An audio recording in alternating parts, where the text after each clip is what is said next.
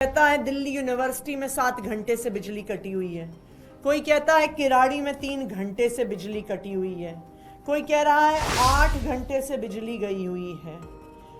Rohini sector 22 में 6 से 8 घंटे से बिजली गई हुई है। तिलक नगर में 8-8 घंटे बिजली जा रही है।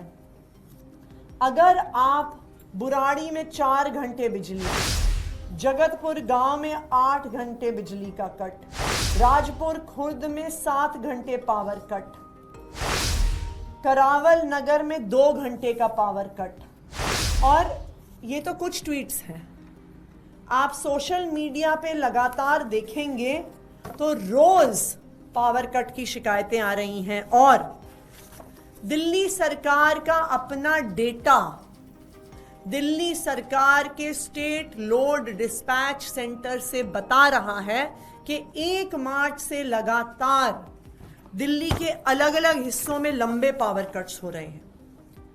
1 मार्च को समलखा, गौतम नगर, पोचमपुर द्वारका, हस्तसा, लाजपत नगर 2, रजौरी गार्डन, नेबसराय, नांगलोई, इन सब एरियाज में 1 घंटे से ज्यादा पावर कट हुआ। 2 मार्च को द्वारका, पंचशील एक्सटेंशन, मारवीय नगर, नवादा, डिफेंस कॉलोनी, उत्तम नगर, एम ब्लॉक, ग्रेटर कैलाश में 1 घंटे से ज्यादा के पावर कट हुए।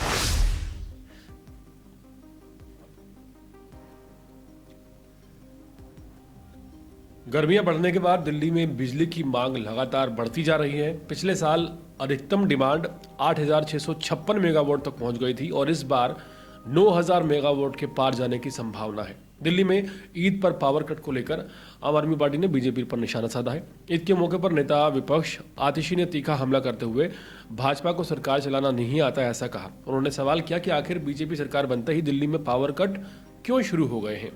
दिल्ली में गर्मी बढ़ते ही बिजली कटौती का जो मुद्दा है वो गर्मा गया है और आम आदमी पार्टी ने इस पर बीजेपी को निशाने पर लिया है।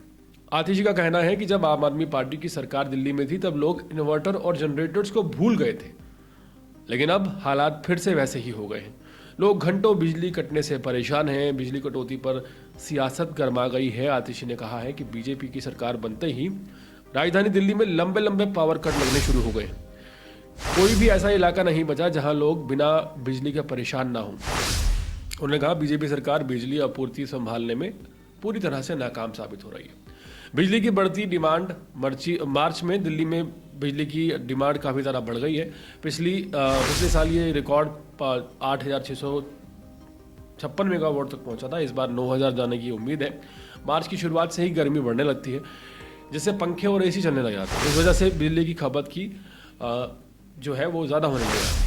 बीजेपी सरकार की सफाई दी है कि दिल्ली में ऊर्जा मंत्री आशीष सूद ने आम आदमी पार्टी के आरोपों को खारिज कर दिया। उन्होंने कहा कि बिजली आपूर्ति के लिए समर एक्शन प्लान तैयार कर लिया गया है और उस पर तेजी से काम हो रहा है। गर्मी अगर बढ़ती है तो बिजली आपूर्ति का संकट भी बढ़ेगा। बिजली कटौती को लेकर सियासत जारी है। आने वाले दिनों में जैसे जैसे गर्मियां बढ़ेंगी वैसे वैसे डिमांड और ज़्यादा बढ़ेगी बिजली की। अब ऐसे में देखना है कि सरकार इस मुद्दे को कैसे संभालती है। दिल्ली वालों को राहत मिलती है या नहीं मिल पाती। राजनीति हाल फिलहाल जारी है।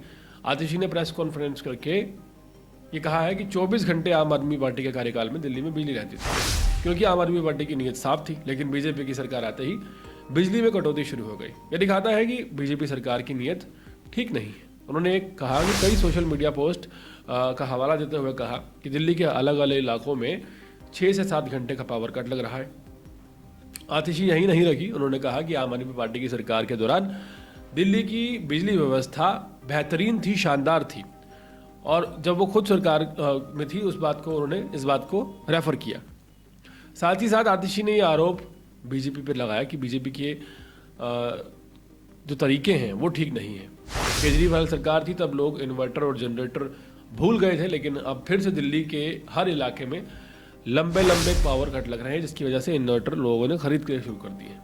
बीजेपी सरकार का कहना है कि वो बिजली आपूर्ति के लिए एक प्लान तैयार कर रहे हैं जिसका नाम समर एक्शन प्लान होगा, जिससे पावर कट में जो समस्याएं लोगों को आ रही हैं वो नहीं देखने को मिलेंगी।